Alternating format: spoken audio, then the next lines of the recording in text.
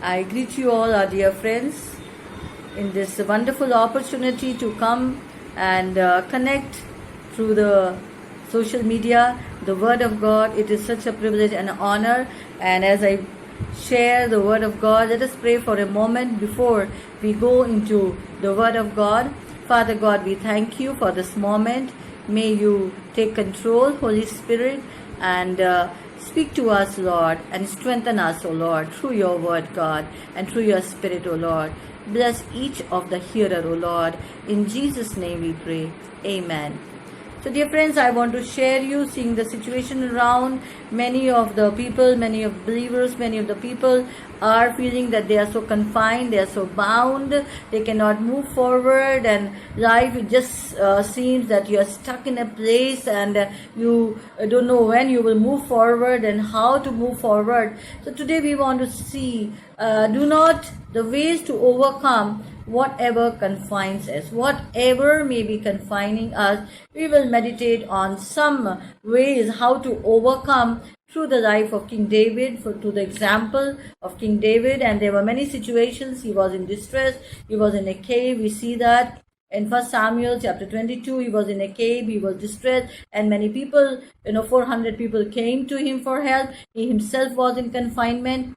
And you may be in this situation, you are in your situation confined, and people, you have to you are expected also to take care of many things, and you feel so confined, so much this maybe it can be a place where you are so much limited. So today we see here the ways how we can conquer or overcome, what are the principles, and how we can some points that we can I can encourage with through the word of God and through the life example of King David. What God had prepared for him, a destiny. He went through many obstacles, many times he went into jungles and caves, and so much he went through, but nothing could stop him. He just moved forward, and we can move forward. Today we will see some few points here. First thing is, do not let your confinement cause you to question God. Many people today are in this place, and they are questioning God. God, why this is happening to me? Why me, God? Why you have put me in this place? They have so many questions. We may have so many questions, but this is a place I want to encourage you today. Do not question God. Do not cause your heart to question God, but instead what we can do, we can learn from Psalmist here, and we can learn from Psalm 119 and verses 141 and until verse 43. It says here, though I am despised and lowly, I do not forget your precepts. Your righteousness is everlasting, and your law is true. Trouble and distress has come upon me, but your commands give me delight. Now here the psalmist is saying, though I am lowly, though I am despised, and though trouble and distress has come upon me. Dear friends, we see trouble and distress has come upon the whole entire world globally. So many people are in distress, so many people are troubled, they are feeling so lowly, despised, discouraged. This is the situation. But here psalmist is saying, but your commands are my delight. This is such a wonderful verse here, such a key for us, that as we look to God and we can just feel, oh Lord, your commands, your word is a lamp to my feet and a light to my path. So let's not our hearts or our minds or thoughts question God, but instead we can say that, Lord, your commands give me delight. Amen. Second point, know that you can go beyond your limitations. Let not whatever the limits are at the moment, let not those things obstruct you or restrict you, but know one thing, and let's believe on that I can go beyond our limitations. God will help us as we trust him, and God will help us, and we can go beyond our limitations. And I will read 1 Samuel chapter 17 and verse 29. David says, now what I have done, said David, can't I even speak? He's feeling so limited that even he cannot, give his voice and suggestions at this moment. And he says here, now what I have done, can't even I speak. Maybe feeling, Lord, what to do, where to go, so many limitations. But the second point is just know that you and I can go beyond our limitations with the help of God. With the help of His Spirit, we can move forward in our limitations wherever we are if we take a step of faith. And third thing is looking to God for help. When we look to God for help, do not look to the situation again and again. I'm encouraging. Let's not look to the situation. Let's not look to what is going on outside, but let us look to God, what He can do in that situation. And that is very encouraging. God can do anything. He can turn the situation around. He can speak even to the dead situation and it will come alive. He can turn the water into wine. He can do anything. God is good, and look to God for help. And here it says, 1 Samuel chapter 22 and verses, we will see here 3, and we will see here, we will go into 1 Samuel chapter 22 and verses 22, 3 and 9. Now David went to inquire God. After the people had surrounded him, he was in distress. And then here the word of God says, David went to God for inquiring. We can go to God. God, what you want me in this situation where I'm so stuck up, where I'm so limited? What should I do in this situation? And I am telling you, and I am really encouraging you, God will show you the way. Where there's no way, God is going to show you the way. Look to God for help. As David says in Psalm 121, where does my help comes from? My help comes from the maker of heaven and earth. Our help will come from God, and He gives good gifts to His children. For Bible says, every good and perfect gift comes from God, the Father of lights, in whom there is no shifting of shadows. Amen. The fourth point, and no one can restrict you from looking to God. We have all the right to look to God. When you go out and stand outside your house, or you see from your balcony or your terrace, your eyes can go and see the skies and the trees. No one can obstruct your view. Many times when we obstruct the view, we ourselves, we close our eyes. So we see here now, no one can restrict you for looking to God. Fourth thing is meditate on the Word and hope in His Word. Let us meditate on the Word of God and hope in the Word of God. And now we see here, we will look into the Word of God.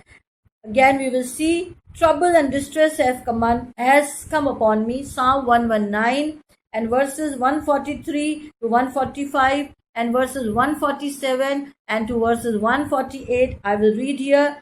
Trouble and distress has come upon me, but your commands give me delight. We can be delighted in the Lord. And when we delight in the Lord, He will give the desires of our heart. The step is that we delight in the Lord, and God will give. As we delight in the Lord, God will give the desires of our heart. Whatever you may be desiring in the will of God, God will surely bless you with a good job. God will bless your good business. God will open doors for your work, maybe your education, whatever. The desires of your heart will be granted as we delight in the Word of God. And now here word says, I call with my heart and answer me. Lord, I will obey your decrees. I rise before dawn to cry for help. I have put my hope in your word. My eyes stay open in the watches of night that I may meditate on your promises. Here David is saying, the psalmist is saying here, I call to you, Lord, and I rise before dawn for crying for help.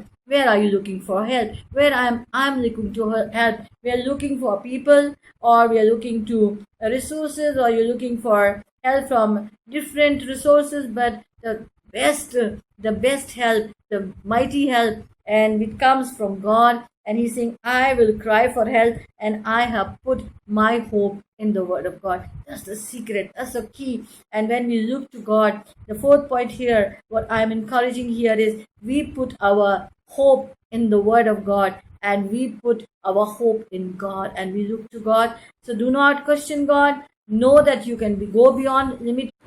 So look to God for help, and you can move forward and meditate on the word of God, and He is able to do all things. You can do all things through Christ who strengthens you. You can do all things through Christ who strengthens you. The fifth point is, do not try to change your situation on your own. Sometimes we are so impatient and want to change and do the things on our own, taking sometimes wrong decisions which is not in the will of God. So I want to encourage you today, do not try to change your situation in your own strength and in your own thing. So we will see that 1 Samuel and chapter 24 and verses 6 to 7. He said to his men, King David, "The Lord forbade that I should do such a thing to my master. The Lord anointed me, the Lord's anointed, and lay hand on him, for he is anointed of the Lord." With these words, David sharply rebuked his men, and he did not allow them to attack Saul. Saul left the cave and he went his way. So he is not taking things. David, he had the opportunity to attack the enemy who was trying to pursue his life and trying to harm and kill, but he did not lay his hand on God's anointed. He did not, in the other way, he did not take the situation in his own hand. So we can also do that we can just let the situation surrender in the hand of God and ask God to lead us and guide us.